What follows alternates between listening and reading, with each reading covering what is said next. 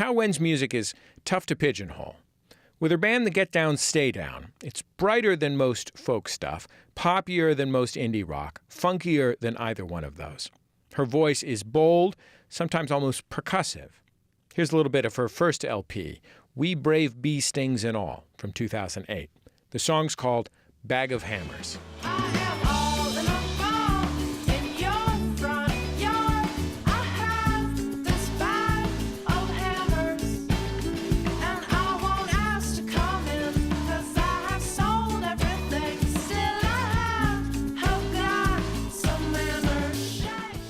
When I talked with her in 2016, she just released her fourth LP, A Man Alive. On A Man Alive, she collaborated with an old friend, Merrill Garbus, of the band Tune Yards.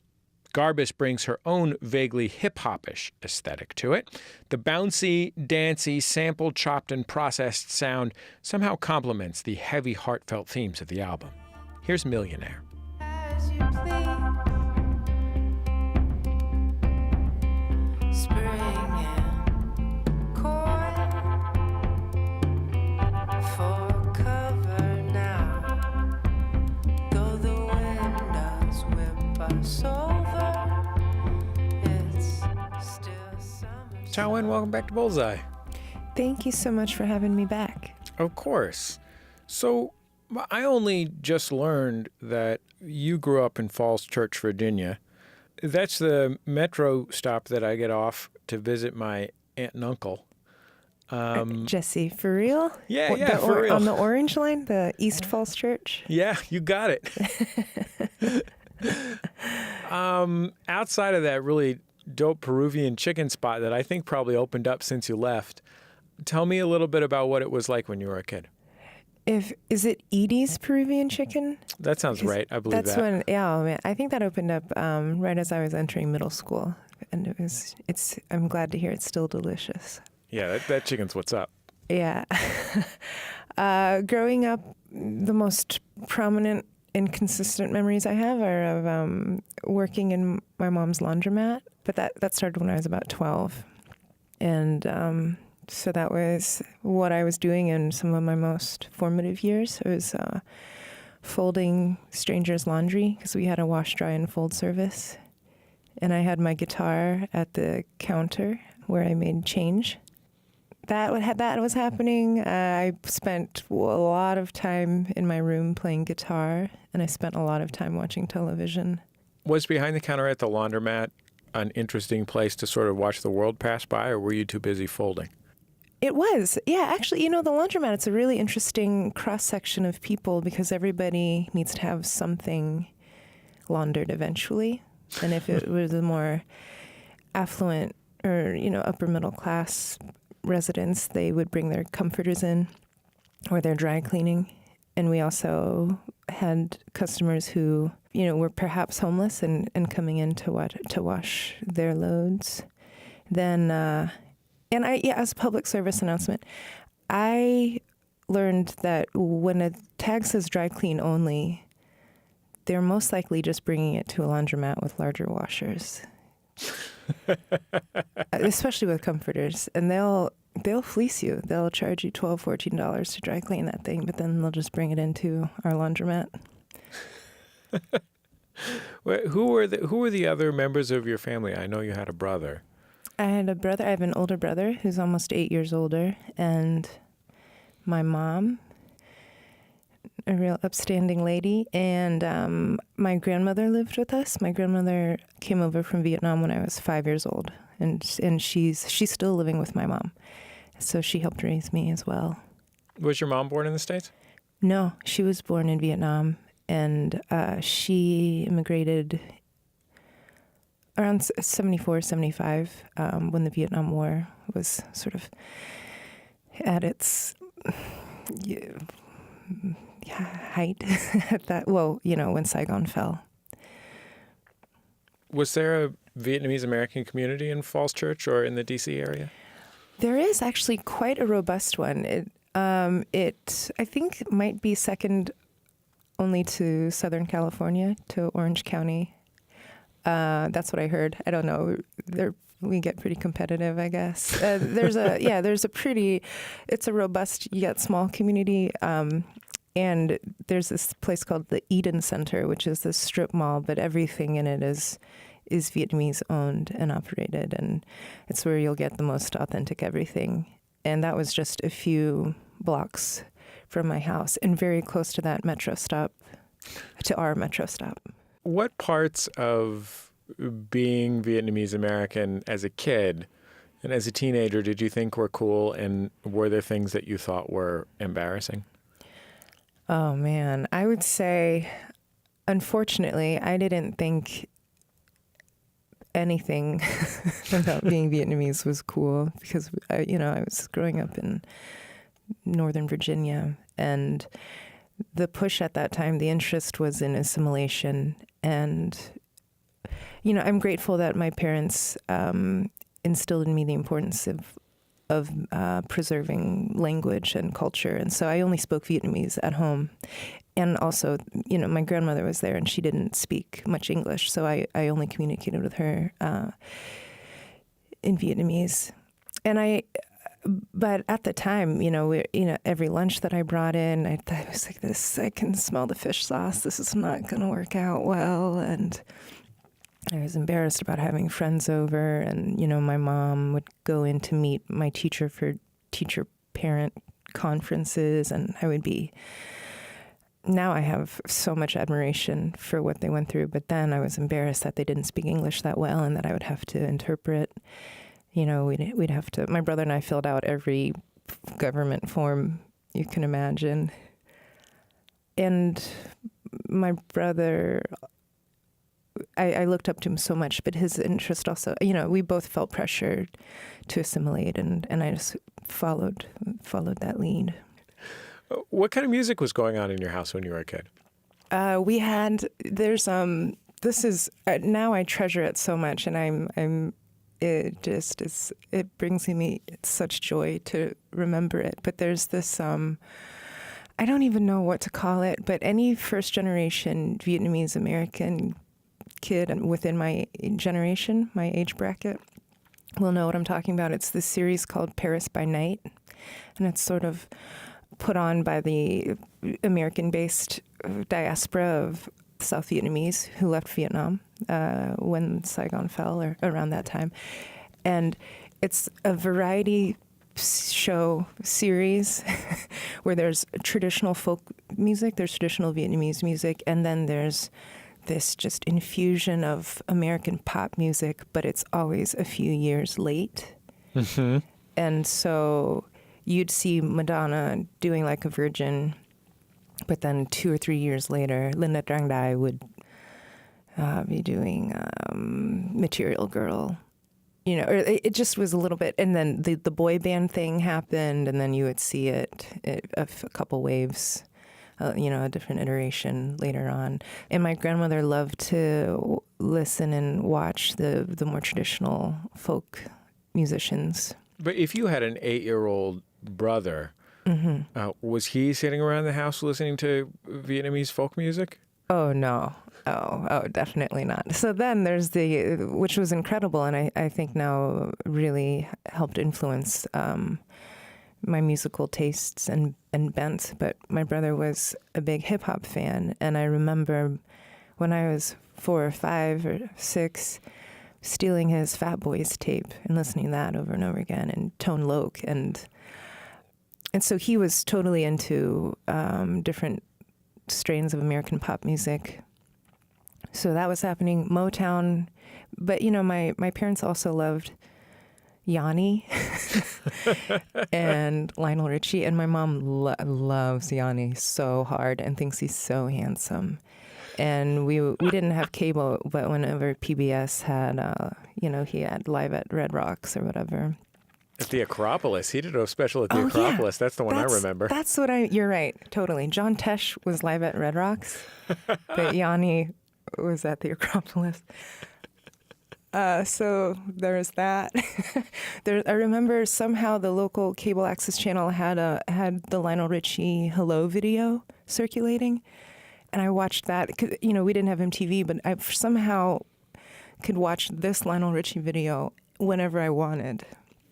And, and that's the one where the woman is blind and he, she's sculpting a face and then he puts his face right where she's sculpting. Yeah, sure. No, I mean, I don't think you need to explain what happens in the Lionel Richie Hello video. I just wanted to go there for myself. Oh, man.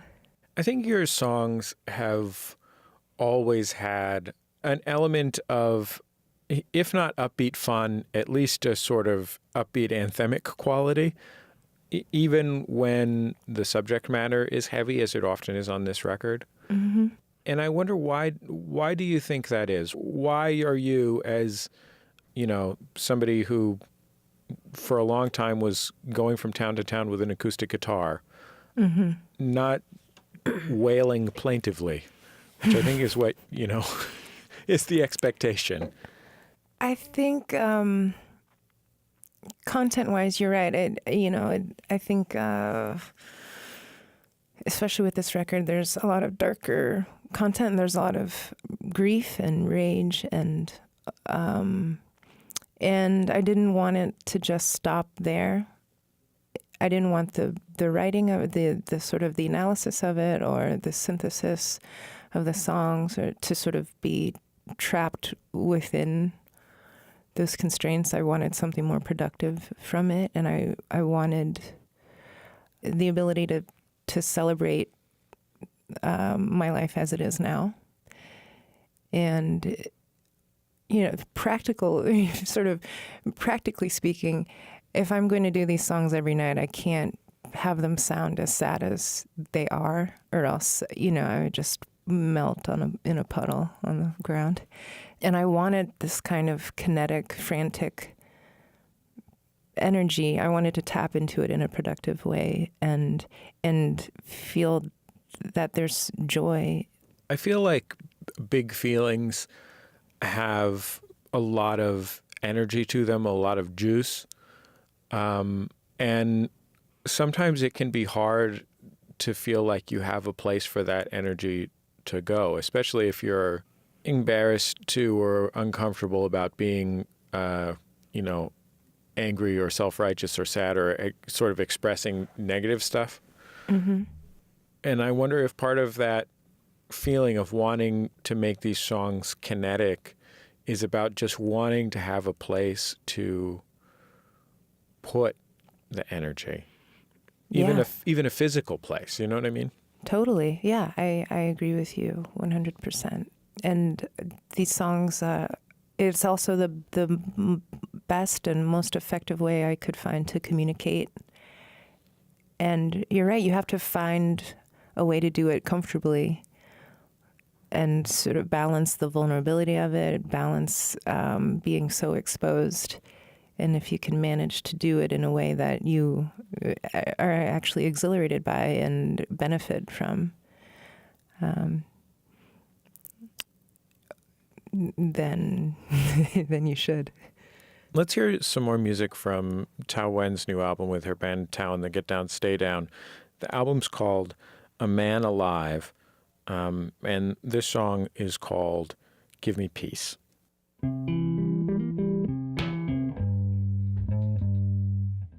I'm so much older now. Give me peace, float it up over and out, so you can sleep and I can see. If you could, you would do it.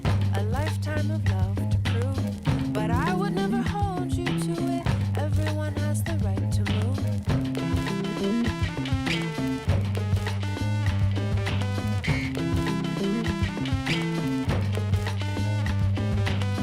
We fell down to the equator, caught breath, wondered aloud. What happens to us later? What happens to us now?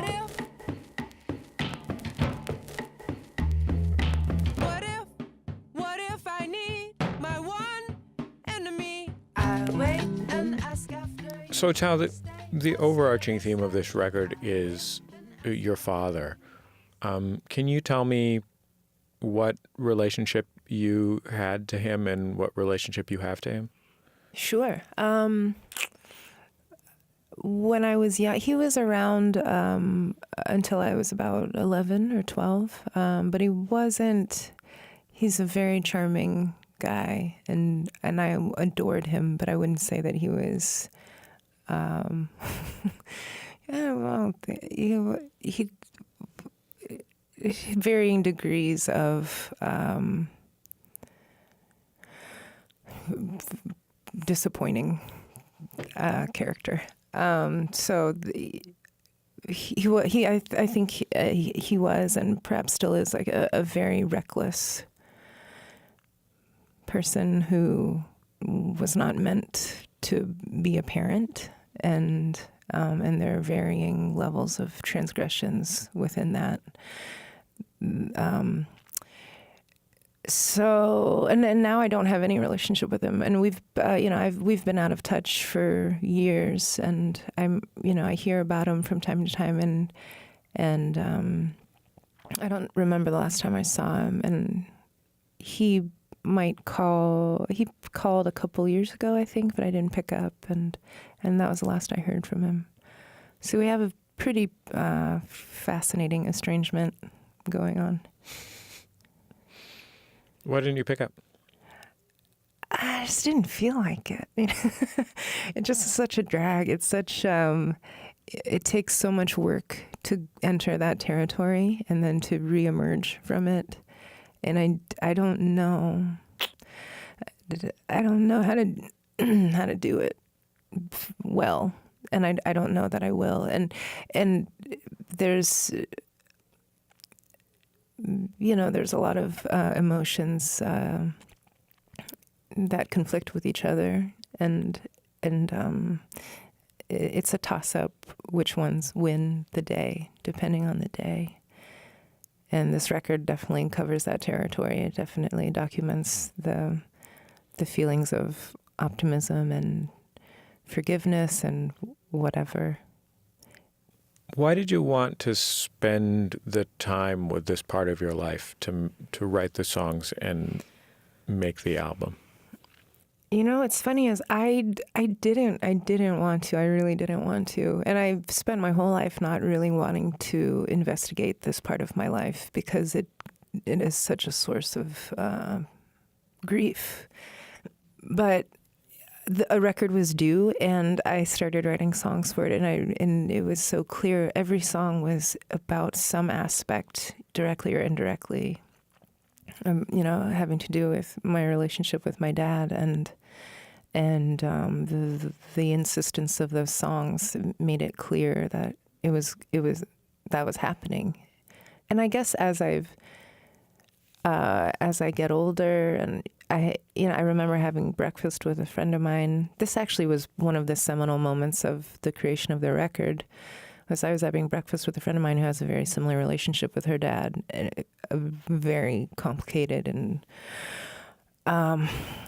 and she had heard that he was sick, and she was thinking, she was sort of struggling with whether or not to get in touch, and do we get in touch before we actually cannot, and I remember just having, and I hadn't really been thinking about my dad in that way, and then I was just bawling in this very cute restaurant with lace tablecloths and intentionally mismatched flatware and teacups and whatever, and it was so embarrassing.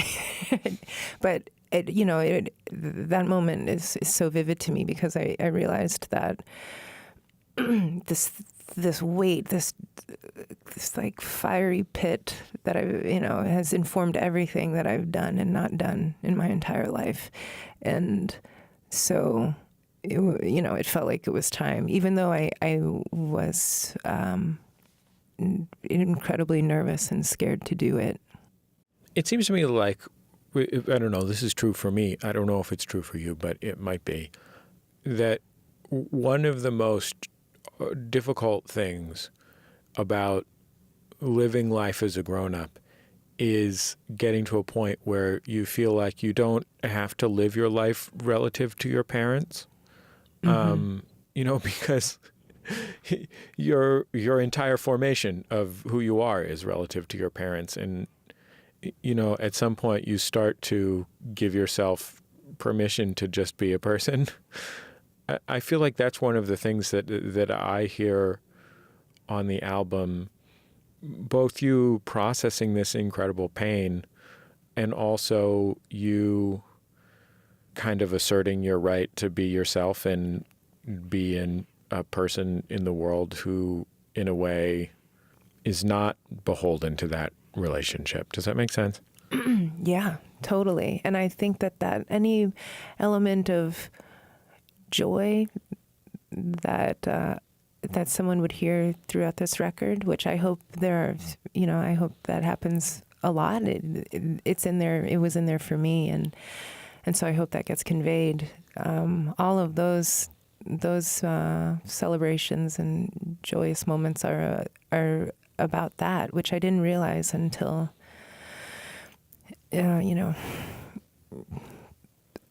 which I'm continuing to realize is, I think you're right. It's that the assertion of independence from whatever weight that is. And, it also was striking to me that I approached, Estrangement I wrote, was one of the first ones, and I thought that the entire record would be comprised of what that song is comprised of, which is this element of forgiveness and wanting reunion and wanting peace.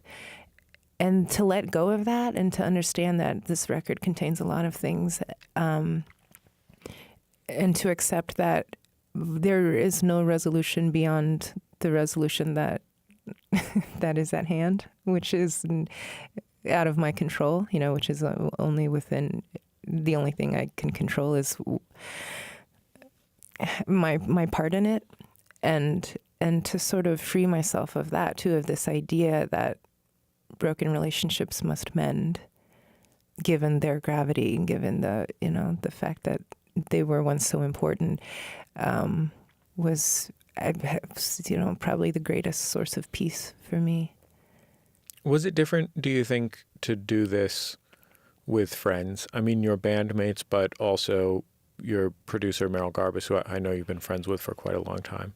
Oh, yeah. This record, well, I don't even think I would have done this record if it hadn't been Merrill producing, because so much of it was that I need, she knows everything that's happened, and she knows my history with my dad, and there's just a lot of messy stuff, and she encouraged me a great deal to get in there and try, at least. And with Millionaire, the song that you played earlier, I wrote that and I didn't want it to be on the record because it freaked me out how vulnerable I sounded and how straightforward that sadness was.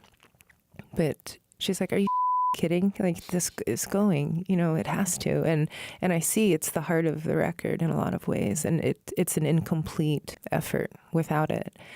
But yeah, no, there's no way that I would have done it. And same with the band. We kept the session incredibly tight knit, and it's only the band, or mostly in the past we've had guest musicians and collaborators and whatever. But this was so. It was really important to me that it only be people who were my friends and who I trusted. Do you feel different having spent this time to make this album? I do. Yeah, which surprises me because I didn't think it would have that much of an impact. But the entire process was so important, and I see now very necessary. And I feel, with the records in the past, it's like it's that kind of accountability thing that I was talking about, where I kind of, you phone it in a little bit, or you don't deliver everything you could, because if you do, then what does that mean if you're disappointed, Oh. But anyway, with this one, I'm so proud of the work we did, and I know that I did everything I could do for this record, and I owed it to myself, and everything I do beyond this, and performing it and talking about it or whatever, is a service to that work that we put in, and it's to help honor this important this incredibly necessary dive, this excavation. I feel proud of myself and proud of our band, and I know that we worked as hard as we could. Well, Thao, thank you so much, pal. It was so great to get to talk to you about this amazing album. Thank you, Jesse. Thanks so much for having me back. Take all of it. I send all of it, and then you send, then you send, you send it all back to me. Thao Nguyen from 2016. Her latest album, A Man Alive, is out now. You can listen to it and buy it pretty much anywhere. This summer, she's embarking on a big tour alongside Nico Case. Head over to the Bullseye page on MaximumFun.org for the dates. We have to fly.